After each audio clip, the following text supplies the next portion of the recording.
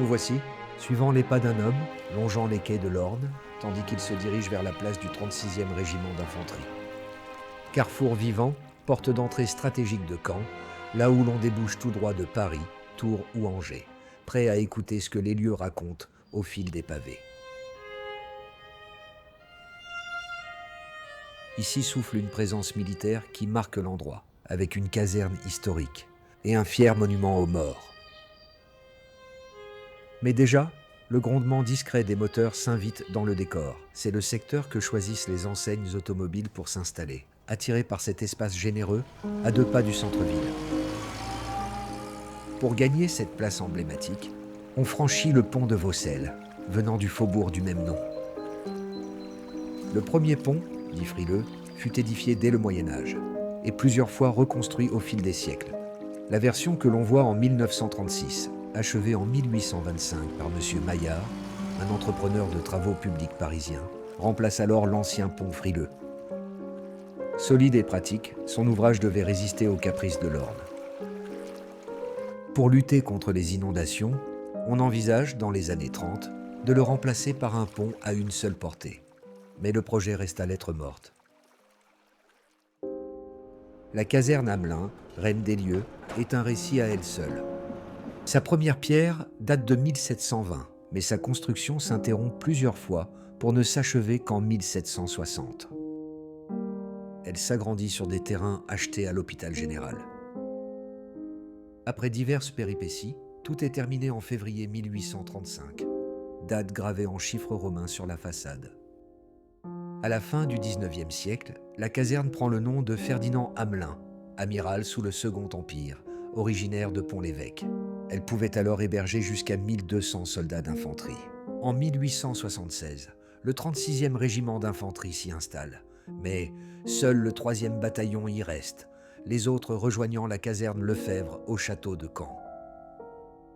Durant la Première Guerre mondiale, transformée en hôpital militaire provisoire, la caserne accueille ceux que les batailles ont malmenés. Malgré ses hauts faits d'armes, le 36e régiment d'infanterie est dissous en 1924 et Hamelin se retrouve peu à peu délaissé. Seule la façade historique, défendue par les Beaux-Arts, aurait échappé à la démolition, quitte à la démonter pierre par pierre pour être déplacée sur un autre site. L'État cède finalement la caserne à la ville en 1927, mais seuls les bâtiments annexes tombent en 1923, laissant place à un garage Renault dès 1934. Pourtant, Hamelin reste vivante. On y croise civils et militaires, le centre technique d'aviation et la société d'escrime. Tout près, à l'entrée de la rue Saint-Jean, se dresse un élégant pavillon construit à la demande de l'intendant Fontette après la disparition de la porte Millet en 1752, conçu pour loger les officiers.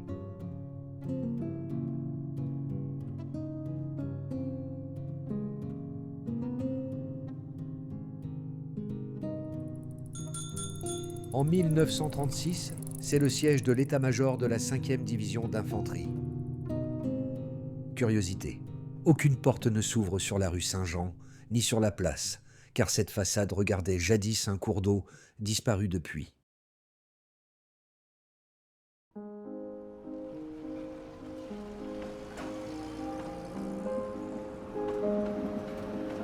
Face à cette caserne, nous apercevons l'hôtel Maillard, imposant édifice élevé en 1834 par le même monsieur Maillard, celui du pont de Vaucelles. Ces élégantes arcades, dessinées par l'architecte de la ville, Émile Guy, devait servir de modèle pour l'ensemble des immeubles du quai de Juillet. Finalement, seule la maison du paysan au numéro 7 et 9 suit ce modèle. Idéalement placé à l'entrée de la grande rue commerçante, l'immeuble accueille vitrines et publicités lumineuses, signalant les nouvelles galeries. L'automobile prend aussi ses marques dans le quartier. Citroën construit une grande succursale en 1925 et 1926. Puis, en 1934, la marque confie à Georges Vibaud la construction d'une nouvelle aile à l'emplacement d'une villa Belle Époque.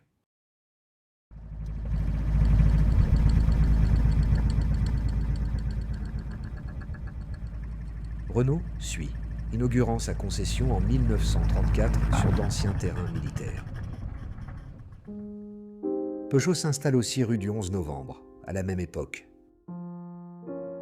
Là où marchaient les soldats, résonnent désormais les moteurs.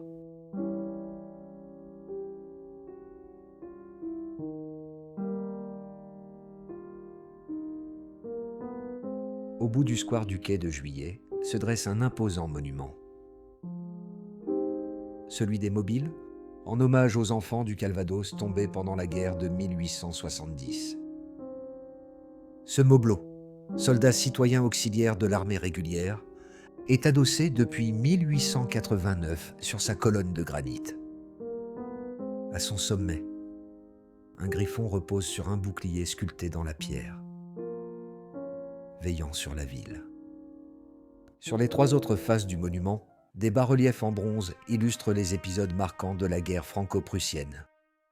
Le lieutenant-colonel Henri-Louis Beaurepaire de Louvagny organise le 1er bataillon des Mobiles du Calvados pour la défense de Dreux.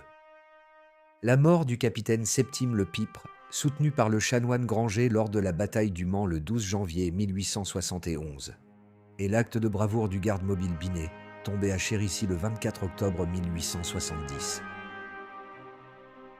Épargnés par les destructions, ces bas-reliefs ont été déplacés en 1980 dans le cimetière nord-est, à côté du monument du souvenir français, avenue Georges Clémenceau.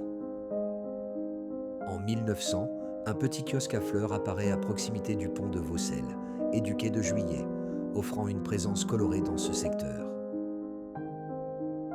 Dès 1901, les tramways électriques traversent la place du 36e, reliant les gares et quartiers populaires.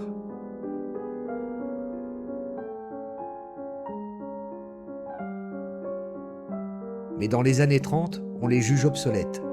En janvier 1937, ils s'arrêtent définitivement lors d'une cérémonie orchestrée par les étudiants.